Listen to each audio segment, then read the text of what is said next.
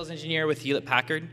So I've been with the company for the last 7 months working on our OpenStack offering. And what I want to talk to you today is how HP Cloud fits into the Ruby picture. So Ruby is a big piece of what we're trying to do, a big part of the market that we're trying to capture. So we'll just kind of dive right in.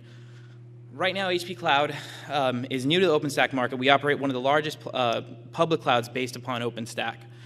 So I don't know if anyone here is familiar with OpenStack, but it's an open source KVM-based hypervisor, which allows for infrastructure as a service. It was initially created by NASA and Rackspace when they went open source, based on kind of the thought around proprietary markets, what they were at, what they were doing, and how to kind of capture up to that. And open source made a lot of sense from that angle because you can get the community involved and developing on top of that. Right now, we're one of the leading OpenStack contributors with the 4th largest amount of lines of code contributed and the 2nd largest amount of OpenStack employees. OpenStack's massively scalable, community and open source. As we said earlier, it's KVM hyper-based. It allows for REST and programmatic interfaces. So if you're developing on a local box or if you're developing within your code and you want to interact with OpenStack for services, if you want to monitor from within your code, if you want to provision DNS from within your code, if you want to spin up a relational database from within your code, that ability and capability is open to you because everything on top of OpenStack is exposed to our RESTful API. This is our services portfolio kind of right now. We are building out more portfolios and pieces are coming on. The key comparts and pieces of OpenStack right now are Nova, Swift, Cinder, and Quantum. And that's the networking, block storage, server, and relational database objects that are running. Every day we build something new. So OpenStack is contributing as a service pieces to the model. There's some that they haven't, like DNS as a service and monitoring as a service. And what HP does to add value on top of the existing OpenStack architecture is we add, right now our DNS as a service is going to come with Akamai. So that's something that we're doing SAN port from OpenStack until OpenStack has a DNS offering. And when OpenStack develops a DNS offering, we're going to come to trunk and develop and then switch our eggs into that OpenStack kind of message. Right now, one of the important things, because there are OpenStack providers in the market, and one of the things that we want to differentiate, the first is support, but the second is infrastructure and how we build out our infrastructure. Many of the OpenStack or even cloud provision systems right now work on a single region scenario. And in a single region scenario, for example, with object storage, if you upload one item into object storage, you have 3 duplicates, full duplicates of that file. However, most architecture and hosting providers right now are those 3 objects are stored on 3 different servers inside of the same data center. With HP, what we do is we have regions. 3 availability zones, which are physically separated zones inside of a colo facility, which are all on independent network and power, which allow for your files to be distributed not just into a single computer room, meaning if there was a fire or an earthquake or some sort of disastrous event at one of the facilities that contained your data, the other 2 are protected by physical isolation and distance, as well as uptime with networking and power. This gives us, right now, a 99.119% protection on any data that you move into our object storage, which is higher than anyone in the industry as well. Also of important note, our uptime, our services uptime, is at 99.95%, which is the industry-leading uptime availability of HP. This kind of fits in with the message of HP's enterprise offerings. What we want to do is enable enterprise businesses to be able to come and have faith in our uptimes as well as security in order to host their applications in the cloud. So we're going to go over just the main 2 products that we're talking about in this presentation. HP Cloud Compute is the first piece as it applies to Ruby developers. So there's a couple of different options in how you can push your code right now. There's Staccato, which we have an offering from Heroku, different options in Able2. In those, you don't have a lot of control over the config of your application. You can't change MySQL directives. You can't change Apache directives. You can't install Nginx on top of Heroku. So with Cloud Compute, we have the ability for you to provision servers and control and manage those servers on your own. Block storage is our elastic block storage. So SAN your original server, if you want to be able to create floating storage that you can associate to any server in your account, we have the ability to go from 1 gig to 2 terabytes. on that storage. This is very performance-based storage to utilize in your applications. And so I'm going to stop there, and I'm going to just go into it. So for our offering, this is just my Linux VM. For our offering, one of the first things that we have to showcase is our HP Cloud RubyGem Unix CLI tool. So what this allows you to do is have CLI access to provisioning under your account. So if you're used to the command line and that's what you like to integrate and you need to pop a server, I just have a simple alias here. And that's going to go ahead and provision a default server that I've specified to. So it creates a Rails Conf 2 with ID 1216397. And on the same alias, if I need to get rid of that server, I have an alias written to delete that server. Now the second option that I have is I have two scripts here. I'm going to run the cleanup one real quick. And these scripts are written in Ruby, and they just basically authenticate to my account and perform pre-written actions that I've decided that I want to run against them. So that script, what it just did was delete any servers that I've created for the day, and then disassociate any floating IPs. If I want to create a new Ruby server, what I have is I created an original source server, and I installed the ROR stack on top of it, as well as the HP Cloud Unix CLI, so that if I want to start a Ruby application, I can run my script. And what it's going to do is it's going to create a server, it's going to create a gigabyte of block storage, it's going to assign a floating IP to a server, and that's important because a lot of pieces of building a redundant application require for you to be able to point your DNS to a single source IP that's independent of an instance, because an instance can have downtime. In any scenario, you want to be able to take that floating IP where your DNS is pointed at and move it to another valid server that you can create from a backup so that your application has little to no downtime. What the script's doing right now is it's created the server, and it's waiting for the server to go into active state. That way it can assign the floating IP and the block storage to those volumes. And so we'll go in. I should just take a few more seconds. It is a script. But the important piece to see is in this process of creating a Ruby stack, what you're doing is you're creating a server that you have SSH access to, you have control over the directives. You can then make images and snapshots against that server in order to automate or back up or create schedule crons against it. And so what we see is we've finished the provisioning of the server.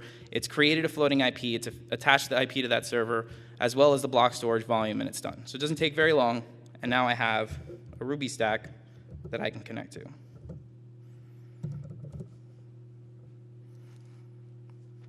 So now I'm connected to the provision server that we created through this process, and off the bat it has HP Cloud Unix CLI installed, as well as the IRB, which is the interactive Ruby environment. So something that we also offer our Ruby developers is our Ruby bindings, which are already written for our HP Ruby Fog gems. And this allows, we have a large amount of documentation which allows you to simplify in your code creating servers, provisioning servers, performing actions against those servers, backing those servers up, and generally maintaining your infrastructure. So that's kind of the piece, how it goes of kind of some simple methods and some ways to launch your own individual compute server with your ability to manage and install applications on top of it. Now, the second offering that I want to talk about today is our PaaS application. So here under my account, this is in our private beta right now. This shows the overview for my APaaS applications. And this is very similar to a Heroku setup. So if anyone has ever used Heroku to commit code or push code to the cloud, where it's non-configuration based, it's non-management based, what you're doing is you're focusing on your application, you're developing your application, and then you're simply pushing that application to us with a YML file, and where you've specified the engine and the framework to use. Most of those available right now are on the Staccato GitHub. So there's a huge database of existing Staccato apps for Drupal, for PHP, for WordPress, multi-sweeper, and you have the ability to just get these down and then re-push these codes up. So there's very little management on your piece. There's very little code management. Now, if you're writing your own code, of course, you just push your own code and commit. And I'm going to kind of show you a demonstration of In this directory, I have, directory above. I've downloaded a couple of the Staccato base files for deployment. I have a Drupal, I have PHP, and I have a Rails movie application. So what I'm going to do is I'm going to go into my Drupal account, and I'm going to run my apaz CLI command, push-n. From this point, it's going to take care of the rest of the provisioning services. So I don't have to create a single server. I don't have to install Apache. I don't have to configure MySQL. This is going to push that application up into the cloud, start it, and it's going to give me a URL to target against it in order to use or pop those services. And of course, if you want to use your own DNS, you can then push DNS to that application. But you can see the app URL that's created right here.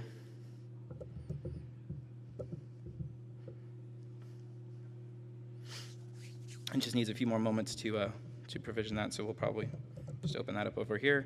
It's going to 404 right now because it's still creating the file. So in this, as I said, this is very similar to a Heroku area. And what is really nice about this is because it's Staccato-based, you can take your existing Heroku build packs, port them into apaz CLI, and push your existing Heroku code or infrastructure. Which is going to be very useful for those who are, or what we're meaning to do with OpenStack is make it very portable. So you have the ability to choose and decide and deploy against where you want to take your code, what's the best operating environment for your code, who has the best performance, who has the best support, and who has the best over-developing picture. Now, our apaz CLI, which is currently in private beta, we haven't decided on the pricing against it yet, but we plan to be very competitive against the existing competitors in that market, meaning that cost is going to come into play, and it's going to be a better scenario in the long run to go there. What we're going to do is everyone who's given us information, if you're interested in this, we are going to send you the pricing or our estimates on pricing when we've kind of decided that. So now we see that the apaz CLI has completed, and it has pushed the application up onto my account. So I can rebrowse to the URL. And I have a Drupal stack up and running and configured. Now, to modify that environment or make changes against that environment, we have something called auto reconfiguration with Sinatra, as well as, sorry, I'm forgetting the keyword, Cloud Foundry. So we have an application. I'm going to skip a couple slides just to kind of bring this up here.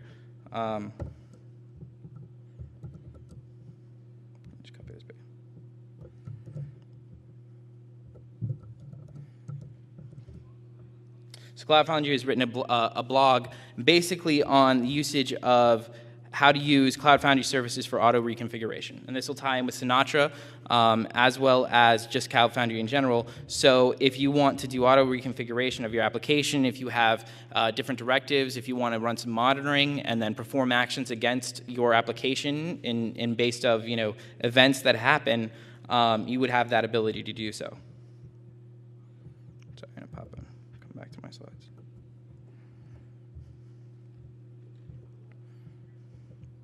So we finished that piece. So what I'm really trying to showcase here is just the options that a Ruby developer has when they're getting involved with HP Cloud. With our HP Cloud Compute offering, for provisioning, you have several things available to you. You have our HP Fog, which is our Ruby gem and Ruby bindings.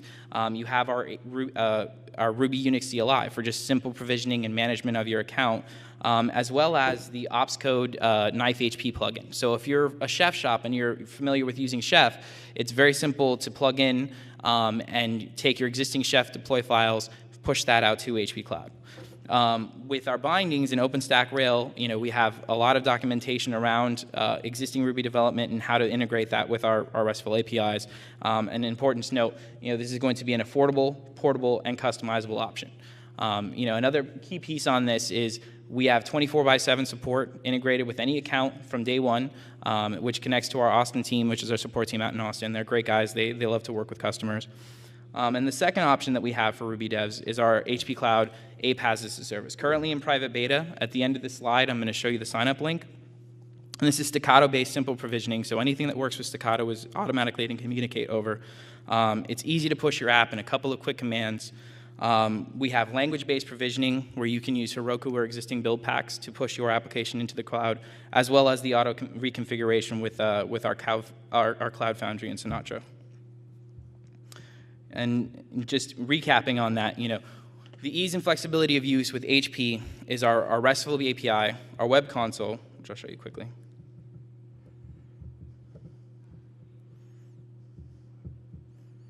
Which allows for you to use the web API to configure your services if you don't want to use CLI for any reason. So you can have a running stretch of what your article and your infrastructure is like. As well as our language bindings, not only for Ruby, but .NET, PHP, Python, Java, as well as CLIs that work across any systems, PowerShell, Unix, Linux, Ubuntu, and which offer the suite of our products right now, which is object storage, our CDN offering, compute, block storage. We have several products that are in the pipeline that are coming down that are really important, like monitoring as a service, DNS as a service, relational databases as a service. We also have a wide ecosystem. Sorry, let me go back to a wide ecosystem of partners, which are integrating to offer existing functionality on top of it. So some of the ones that are important for Ruby developers are our platform as a service. So we have obviously Active State Staccato, AppFog, AppZero. Cloud Foundry is another large partner of us. We have monitoring partners, we have technology partners, we have security firm partners, Gladinet and Cloudberry, Cyberduck for cloud storage. So we have a wide suite of partners that you may already be using, which can integrate easily with HP Cloud. Which will bring me to the wrap up and the final piece of the presentation. We have the HP Cloud signup, which is available at hpcloud.com, free trial. This will give you a free trial of up to 570 hours of unit hours a month on demand Linux compute, which equates to like one small server for running, and then for up to 3 months. We have our private beta sign up for the PaaS, which is our application, our Staccato-based offering. And then I've just included the Cloud Foundry link if anyone wants to read into Sinatra and Cloud Foundry auto configuration. And me and Josh, say hi, Josh. Me and Josh are over at booth 113. If anyone has kind of any thought, we'll go over some Q&A if you guys want. But if anyone wants to get into a deeper talk or talk deeper about what we can do or partnerships, we're looking for new partners every day. You can come talk to us at booth 113. And that'll conclude my presentation. We can move into Q&A if anyone has any questions. I'd like to thank everyone for coming. Thank you for coming. This is and I appreciate you walking through my presentation.